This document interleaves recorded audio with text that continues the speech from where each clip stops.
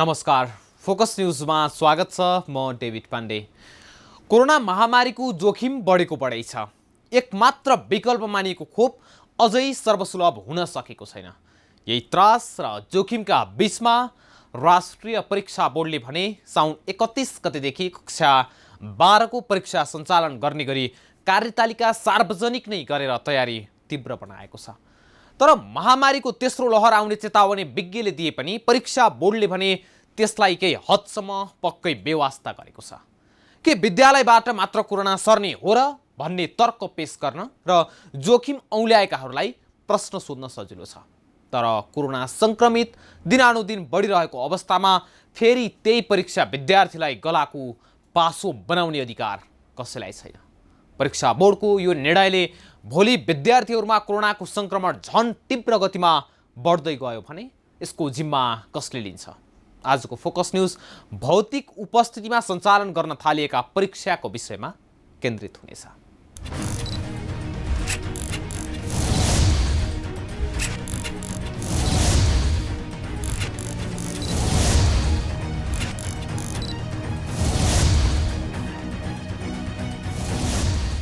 जब परीक्षा बोर्डले कक्षा 12 को परीक्षा भौतिक उपस्थितिमा गराउने निर्णय गर्यो तब कोरोनाका समाचार र कोरोनाको बढ्दो तथ्याङ्कको ग्राफ हेरेका विद्यार्थीको मनमा चिसो पस्यो।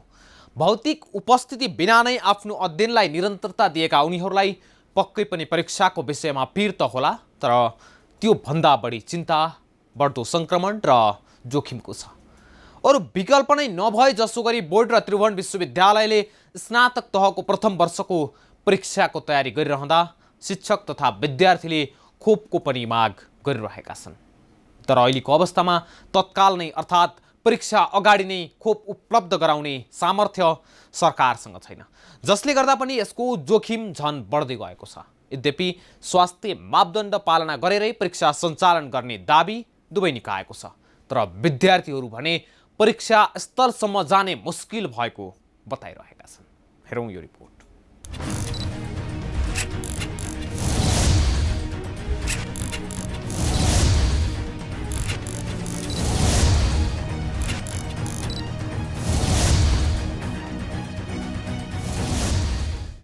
राष्ट्रिय परीक्षा बोर्डले कक्षा 12 को परीक्षा साउन 31 गतेदेखि पूर्ण रूपमा विद्यार्थीको भौतिक उपस्थितिमै सञ्चालन गर्न निर्देशन दिएसँगै विद्यालयहरूले परीक्षाको तयारी गर्न थालेका छन्।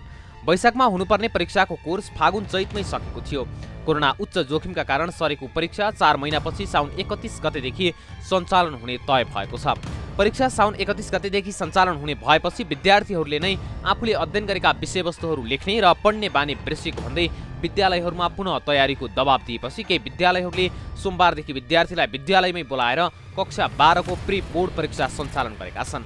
बिहानै सबेरै परीक्षाको तयारीको लागि प्री बोर्ड परीक्षामा सहभागिता जनाउन पुगेका विद्यार्थीहरू मास्क, सेनिटाइजर, फेस सिल्ड लगायतका सम्पूर्ण मापदण्ड पालना गरेका थिए।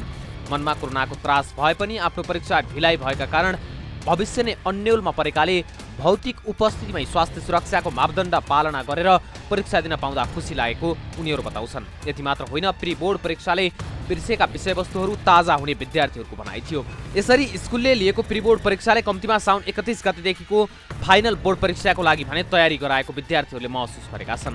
तर यो सबै स्कुलहरूमा भने भएको देखिँदैन। राष्ट्रिय परीक्षा बोर्डले कोरोनाको उच्च जोखिम भएकोले यसपटक कक्षा 12 को परीक्षा भौतिक उपस्थितिमै भए पनि होम सेन्टरबाटै सञ्चालन गर्ने निर्देशन दिएको छ। बोर्डको निर्देशन अनुसार स्वास्थ्य सुरक्षाको पूर्ण मापदण्ड अपनाएरै कक्षा 12 को परीक्षा सञ्चालन गरिने राष्ट्रिय परीक्षा बोर्डका अध्यक्ष प्राध्यापक डाक्टर चन्द्रमणि पौडेलले बताए। कोरोना त अब रहि नै रहने भयो। परीक्षा लिँदा पनि कोरोना रहने भयो, नलिँदा पनि कोरोना रहने भयो। अब मान्छे त फेरि विद्यार्थी पनि यही समाजको अङ्ग हो। पनि यो समाजमा कोरोना छ भनेपछि परीक्षा लिँदा पनि कोरोना छ, नलिँदा पनि कोरोना छ। समाजभन्दा बाहिरबाट आउने कोही नै होइन। त्यस कारणले अब यो हाम्रो जीवन सँगसँगै जाने भयो कोरोना। त्यस कारणले हामीले अब यसलाई कोरोना हटेपछि परीक्षा लिउँला भनेर अब सोच्न चाहिँ नै उचित हुन्छ जस्तो लाग्दैन हामीलाई। त्यस कारणले स्वास्थ्य सम्बन्धी सबै प्रोटोकलहरू पालना गरेर परीक्षा र पठन पाठनका गतिविधिहरू सञ्चालन गर्नुपर्छ भनेर हामीलाई लाग्यो। विद्यालयहरूले यसबीचमा विभिन्न वैकल्पिक माध्यम प्रयोग गरी कक्षा त लिए, तर कक्षा कति प्रभावकारी नरहेको र त्यो भौतिक उपस्थितिबाट परीक्षा लिने निर्देशन आएपछि उपत्यका सहित देशका शहरी क्षेत्रका निजी कलेजहरूले प्री बोर्ड सञ्चालन गरेका हुन्। बोर्डका अध्यक्ष चन्द्रमणि पौडेलले यसपटक प्रश्नपत्र अनलाइन र अफलाइन दुवै माध्यमबाट पठाइने बताएका छन्।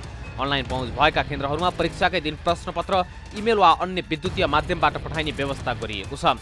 परीक्षार्थीलाई सरकारले परीक्षा अगावै कोरोना विरुद्धको खोपको व्यवस्था गर्न बोर्डले शिक्षा मन्त्रालय मार्फत स्वास्थ्य मन्त्रालय समक्ष अनुरोध लेखी पठाइसकेको छ। यसपटकको परीक्षा हलमा पनि एउटा बेन्चमा एकजना विद्यार्थी मात्रै बस्ने व्यवस्था गरिएको छ। एउटा सेन्टरमा अधिकतम 200 जना विद्यार्थी, त्यो माथि एउटा रुममा अधिकतम 20 जना विद्यार्थी, एउटा बेन्चमा 1 जना विद्यार्थी, त्यो पनि जेड आकारमा, एउटा कुनामा 1 जना, अर्को बेन्चको अर्को कुनामा अर्को जना, यसरी जेड आकारमा विद्यार्थीको सिट प्लान गर्दाखेरि त हाम्रा कक्षा कोठाहरूको हिसाबले हेर्दा 10-12 जना विद्यार्थी हुन्छ। ठुलो हल त हामीसँग छैन, प्राय 10 जना विद्यार्थी एउटा रुममा होला है। 10 जना विद्यार्थी एउटा बेन्चमा 1 जना बसेर मास्क लगाएर साबुन पानीले हात धुने व्यवस्थापन छ, सेनिटाइजरको व्यवस्थापन गरेका छौँ। यसो गर्दा भिडभाड हुन्छ भन्ने हो भने त अब अहिले तपाईँको बजारको भिडभाड र के भन्नुहुन्छ है, यो त भिडभाड हुन्छ भन्ने त हामीलाई लाग्दैन। त्यो व्यवस्थापन हाम्रो छँदै छैन।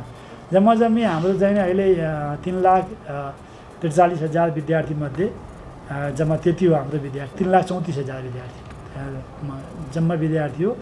हाम्रो 4,315वटा विद्यालय, मैले भनिहालेँ तथ्याङ्क। यस्तो अवस्थामा हामी परीक्षा लिन खोज्दैछौँ, होम सेन्टरमा लिन खोज्दैछौँ भनेपछि भिडभाड हुने ढङ्गले त हामीले परीक्षा लिन खोजेकै छैन। कोभिडका कारण परीक्षा दिन नसक्ने विद्यार्थीलाई प्रमाणको आधारमा पुनः परीक्षाको व्यवस्था गरिएको छ। देशभरि 4,335 माध्यमिक विद्यालयहरूमा कक्षा 11 र 12 चलेका छन्। त्यही भएर यसपटक 4,335 परीक्षा केन्द्र तोकिएको छ। यसपटक कोरोना जोखिमका कारण होम सेन्टर तोकिएपछि परीक्षालाई थप मर्यादित र व्यवस्थित गर्ने कामका लागि जिल्लाका प्रमुखहरूको संयोजकतामा रहेको परीक्षा समन्वय समितिलाई थप जिम्मेवार बनाइएको छ। गत जेठमा तय गरिएको परीक्षा कोभिड-19 को सङ्क्रमण उच्च भएपछि स्थगित भएको थियो। बोर्डले जिल्लास्थित बोर्ड कार्यालयहरूसँग परामर्श गरी परीक्षा सञ्चालन गर्ने तयारी गरेको छ। 31 गते बिहान 11 बजेबाट 2 बजेसम्म परीक्षा हुनेछ। देशभरका 3,34,000 विद्यार्थीहरू परीक्षामा सहभागी हुनेछन्। भदौ 9 गतेसम्म सञ्चालन हुने परीक्षामा विद्यार्थीहरूले होम सेन्टर अर्थात् आफ्नै विद्यालयबाट परीक्षा दिन पाउनेछन्। माध्यमिक तहको अन्तिममा लिइने कक्षा 12 को परीक्षा राष्ट्रिय परीक्षा बोर्डले यो पटक 100 पूर्णाङ्ककै गराउने तयारी गरेको छ। गत वर्षको मूल्याङ्कन पद्धति प्रभावकारी नदेखिएकाले यो वर्ष 100 पूर्णाङ्ककै परीक्षा गराउने तयारी बोर्डले गरेको हो। अघिल्लो वर्षकै अभ्यास हो यो, फरक अभ्यास कहाँ हो र? अघिल्लो वर्ष पनि हामीले होम सेन्टरमै परीक्षा लिया हो, अघिल्लो वर्ष पनि हामीले अनलाइनद्वारा प्रश्नपत्र पठाएको, त्यो अहिले पनि त्यही विधि अपनाएका छौँ। हामीले होम सेन्टरमै गरेका छौँ। अघिल्लो वर्ष अझ हामीले 200 को क्याटेगोरी राखेका थिएनौँ हामीले, अहिले 200 को क्याटेगोरी राखेका छौँ। 200 भन्दा बढी एउटा सेन्टरमा नराख्ने होइन, त्योभन्दा बढी विद्यार्थी छन् भनेदेखि उपकेन्द्र बनाउने, अथवा अर्को ब्लक छ भने अर्को ब्लकलाई अर्को उपकेन्द्र बनाउने।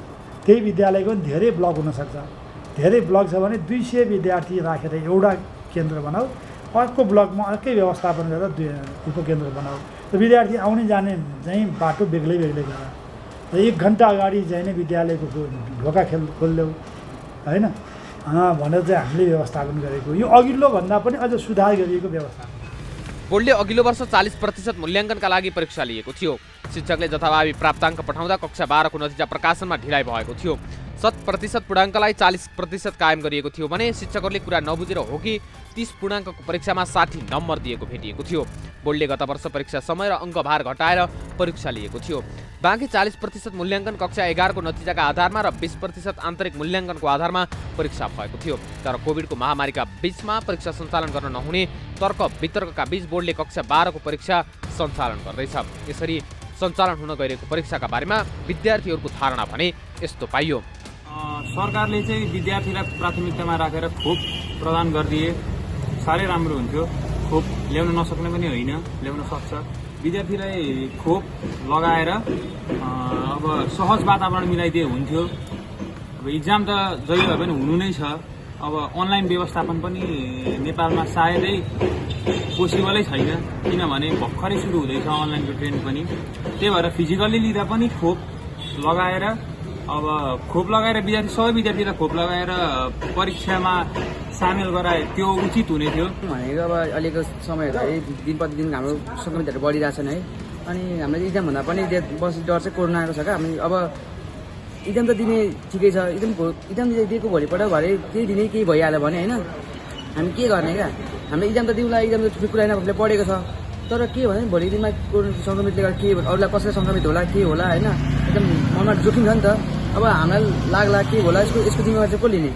पहिला चाहिँ कोरोना नभएको बेलामा इक्जाम रोकेर अहिले कोरोना बढिरहेको बेलामा चाहिँ इक्जाम हुन लागिरहेको छ। यस्तो जोखिमको बेलामा हामीले इक्जाम कसरी दिन्छौँ त्यो पनि हजुरहरूले बुझ्ने कुरा हो। भन्दा पनि अब विद्यार्थीहरूलाई त के थियो, इक्जाम छ उनीहरूले गर्छन् लेख्छन्, आफूले जाने कुरा लेख्ने हो, तर यस्तो कोरोनाको बेलामा आफ्नो ज्यान जोखिममा राखेर दिन पनि गाह्रै हुन्छ।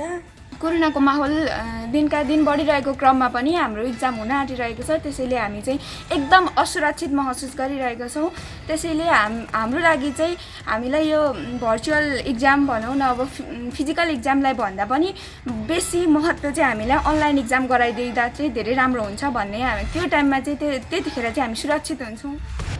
यसरी लामो समयदेखि विद्यालय जान नपाएका र घरमै बसेर अध्ययन गरिरहेका विद्यार्थीहरूका लागि अकस्मात परीक्षाको तालिका सार्वजनिक हुँदा पनि केही अप्ठ्यारो अवस्था सिर्जना भएको छ। उनीहरूले सरकारले बिना कुनै तयारी परीक्षाको तालिका सार्वजनिक गरेकोमा आक्रोशित बनेका छन्। साथै कोरोना महामारी बढिरहेको र तेस्रो लहरको खतरा भनिरहेका बेला भौतिक रूपमै हजारौं विद्यार्थीहरूलाई भेला गरेर परीक्षा लिँदा कोरोना संक्रमण फैलिने हो कि भन्ने त्रास पनि कायमै छ। 28 गतेदेखि हुन गइरहेको त्रिभुवन विश्वविद्यालयको स्नातक तहको परीक्षा समेत स्थगित गर्नको लागि विद्यार्थीहरूले माग गरिरहेका छन्। परीक्षा सञ्चालन गर्दा भौतिक दूरी कायम गर्न कठिन हुने र सबै आङ्गिक तथा सम्बन्धन प्राप्त कलेजहरूले स्वास्थ्य सुरक्षा मापदण्ड अपनाउन नसक्ने भएकाले विद्यार्थीहरूले परीक्षा स्थगनको माग गरेका हुन्। साथै परीक्षा दिन परीक्षा केन्द्रसम्म जाँदा सार्वजनिक सवारी साधन प्रयोग गर्नुपर्ने भएकाले कोरोनाको संक्रमणको खतरा रहने विद्यार्थीहरूको भनाइ छ। उनीहरूले सरकारले देशमा एकातिर लकडाउन कायम राख्ने र भिडभाड नगर भन्ने निर्देशन दिने, सरकारले लाख विद्यार्थीहरूलाई सम्मिलित गरी भौतिक रूपमै परीक्षाहरू सञ्चालन गर्ने निर्णय गरेसँगै चौतर्फी विरोध र आलोचना भइरहेको छ। भोलिका दिनमा परीक्षाकै कारण संक्रमण फैलियो र कोरोनाले फेरि नयाँ महामारीको रूप लियो भने त्यसको जिम्मेवार को हो? यो प्रश्न अझै पनि अनुत्तरित नै रहेको छ।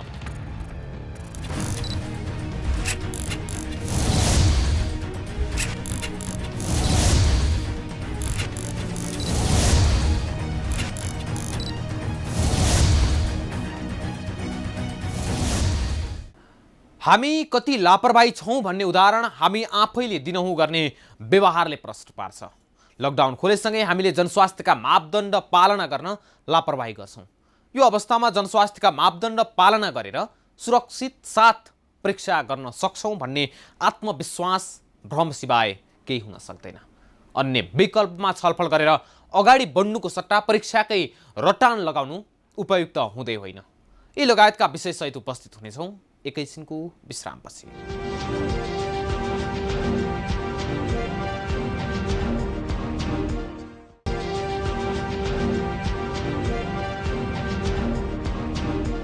विश्रामपछि स्वागत छ फोकस न्यूजमा। आज हामी कोरोनाको जोखिमका बीच विभिन्न तहको परीक्षाको तयारी कतिको उपयुक्त भन्ने विषयमा केन्द्रित छौँ। विद्यार्थीलाई एउटा कक्षाबाट अर्को कक्षामा उक्लिनु एउटा सफलता हो, त्यसैले नै शैक्षिक योग्यता पनि निर्धारण गर्छ। तर त्यसो भन्दैमा भौतिक उपस्थिति नै परीक्षाको भरपर्दो आधार हो र नियम नै यही हो भन्ने ठान्नु पक्कै पनि गलत हुनेछ। शिक्षाविदहरूले पनि यस्तो अवस्थामा अरू मूल्याङ्कनका आधार नै नभए जसो गरी भौतिक रूपमा नै परीक्षा सञ्चालन गर्नु उपयुक्त नहुने तर्क गर्छन्। हेरौँ यो रिपोर्ट।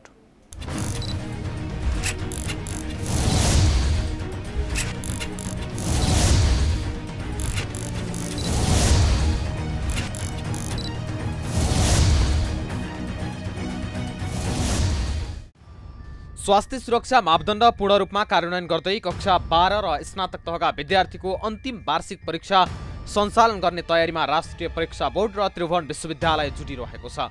पछिल्लो समय कोरोना भाइरसको संक्रमण बढे पनि निर्धारित समयमै परीक्षा सञ्चालन गर्नु नै उपयुक्त हुने, बरु मापदण्ड पालनामा सबै सजग हुनुपर्ने दुवै निकायको निष्कर्ष छ। तथापि विकसित मुलुकहरूले कोभिड संक्रमणकै बीचमा परीक्षाहरू सञ्चालन गरे पनि बाध्य भएर बन्द गरेका थिए। विशेषज्ञ तथा शिक्षाविदहरूले परीक्षामा वैकल्पिक उपाय अपनाउँदा उचित हुने बताइरहेका छन्। यसपटक साउन 28 र साउन 31 गते लिइने परीक्षामा एक बेन्च एक विद्यार्थीको नीति अवलम्बन गरिने भनिएको छ। त्यसरी नै एउटा कक्षा कोठामा बढीमा 20 जना भन्दा बढी विद्यार्थी राख्न पाइने छैन भने केन्द्रमा पनि 200 भन्दा बढी विद्यार्थीलाई सहभागी नगराइने रणनीति सरकारको छ। तर यसै बीचमा केही दिन पहिले मात्रै स्वास्थ्य राज्यमन्त्रीले कक्षा 12 को परीक्षा भौतिक उपस्थितिमा नगर्न शिक्षा मन्त्रालयलाई भने पनि त्रिभुवन विश्वविद्यालय र राष्ट्रिय परीक्षा बोर्डले परीक्षा लिने तयारी गरिसकेका छन्। त्यसैगरी विद्यार्थीलाई कोरोना भाइरसको कुनै शङ्का लागेको भए अलग्गै कोठामा राखेर परीक्षा लिने जनाइएको छ। तर विद्यार्थी भने भौतिक रूपमै सहभागी भएर परीक्षा दिन आनाकानी गरिरहेका छन्। शिक्षाविदले समेत यस्तो महामारीमा भौतिक रूपमा परीक्षा लिनु उचित नभएको बताएका छन्।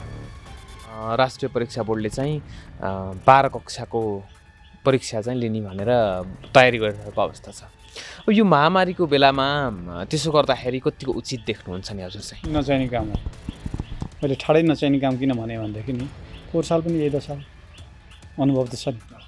पोहोरको अनुभव भइसकेपछि यो पटक त सुधार्नुपर्ने होइन र। यो बारेमा के गर्ने भन्ने किसिमको चिन्तन चाहिँ दशामा आछ, मिडियामा आछ, हामीले व्यक्तिगत रूपमा उहाँहरूलाई भनेका छौँ।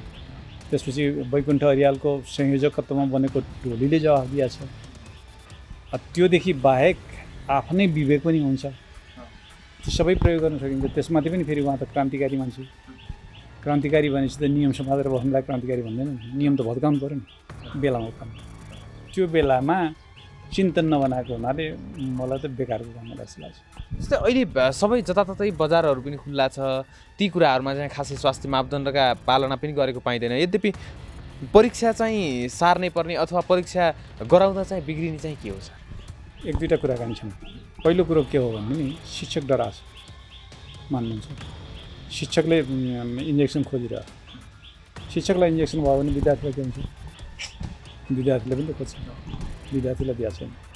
दोस्रो किसिमको आधारबाट तेस्रो के हुन्छ भने केटाकेटीहरू भनेर भने केटाकेटी दिए तिनीलाई तपाईँले थुनेर राख्नुभयो भनेदेखि बरु बहलान्, बाहिर निक्लिसकेपछि नचलिकन छोड्दैन। तिनको स्वभावले चल्न दिन्छ, चल्न दिने बित्तिकै सम्भावना बढ्छ। चौथो अनुभव छ अन्तर्राष्ट्रिय जगतमा।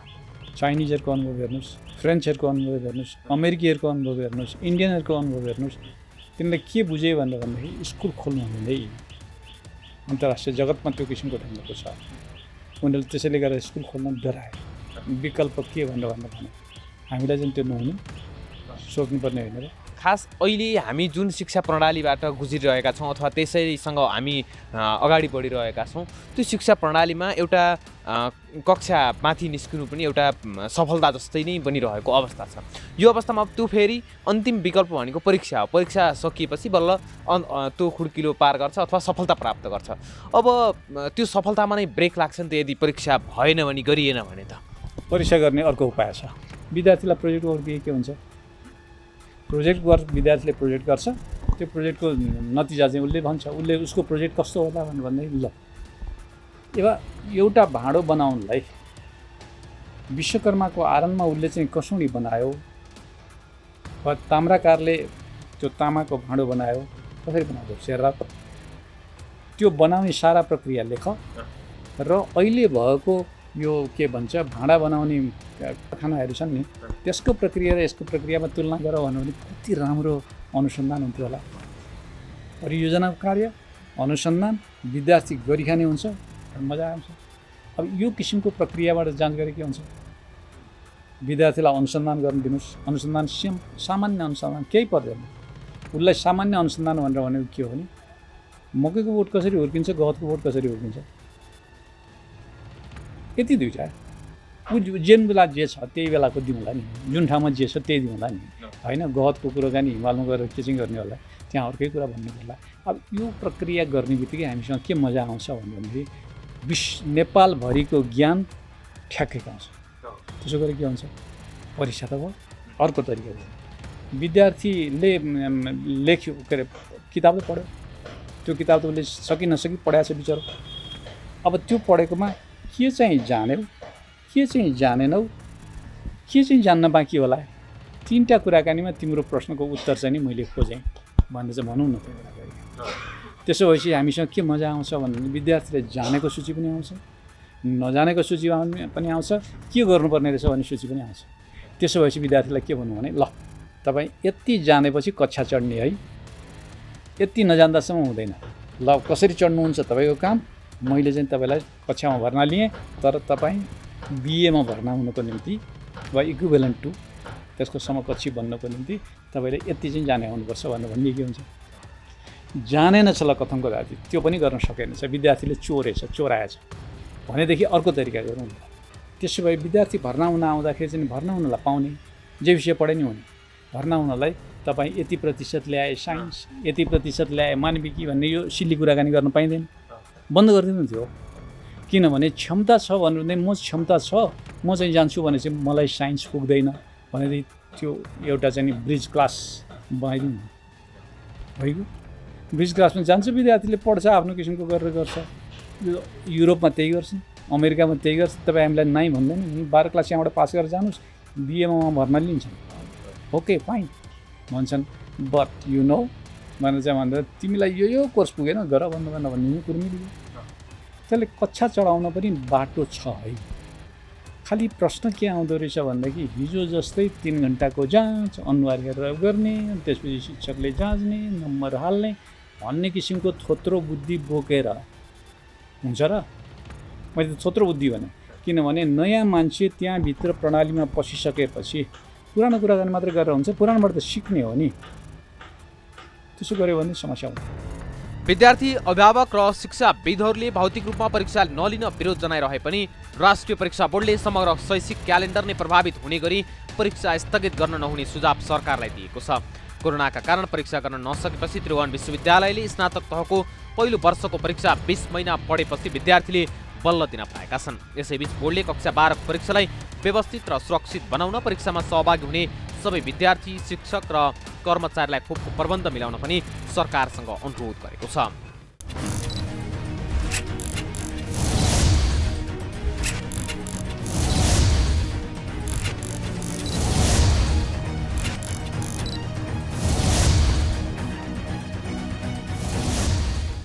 कोरोना महामारीका कारण 2 वर्षको शैक्षिक क्यालेन्डर बिथोलिसकेको छ, तर विद्यार्थीले अनलाइन लगायतका वैकल्पिक माध्यमहरूबाट पढिरहेका छन्। पढ्न हुने त्यही माध्यमबाट परीक्षा सञ्चालन गर्न किन नहुने भन्ने अर्को प्रश्न तेर्सिएको छ। कोरोनाको सङ्क्रमण बढिरहेको अवस्थामा भौतिक रूपमै सहभागी गराएर विद्यार्थीहरूलाई परीक्षामा सहभागी गराउन सबैका लागि खतरा हुन सक्छ। देशभरबाट लाख विद्यार्थीहरू, शिक्षक, कर्मचारी, सुरक्षाकर्मी लगायत सबै परीक्षा सञ्चालनमा उपस्थित हुने भएकाले कोही विद्यार्थी सङ्क्रमित भएको भए त्यो फैलियो भने भयावह रूप लिन सक्छ। स्वास्थ्यविदहरूले कोरोनाको तेस्रो लहर आउन सक्ने चेतावनी दिइरहँदा हामी लाख सहभागी गराएर कतै कोरोनालाई स्वागत त गरिरहेका छैनौँ। यदि त्यसो भएको खण्डमा कोरोनाको जोखिम निकै उच्च हुने आशंका विद्यार्थीमा भएकाले उनीहरू परीक्षा दिन जान तयार छैनन्। परीक्षा भन्दा पनि उनीहरूलाई ज्यानको प्रभाव बढी देखिन्छ। फेरि विश्वका विभिन्न देशहरूले भौतिक रूपमा सहभागी गराई परीक्षा लिँदा सङ्क्रमण फैलिएपछि परीक्षा स्थगित गरेको उदाहरण थाहा हुँदाहुँदै पनि राष्ट्रिय परीक्षा बोर्डले कक्षा 12 र त्रिभुवन विश्वविद्यालयले स्नातक तह प्रथम वर्षको परीक्षाको तयारी थाल्नुलाई के भन्ने? किन वैकल्पिक उपायहरू अवलम्बन गरेर परीक्षा सञ्चालन गर्न सकिएन त? हस् त, आजलाई फोकस न्युज यति नै। अर्को एपिसोडमा नयाँ विषयवस्तु सहित उपस्थित हुनेछौँ। अहिलेलाई भने म सहित सम्पूर्ण टिमलाई बिदा दिनुहोस्। नमस्कार।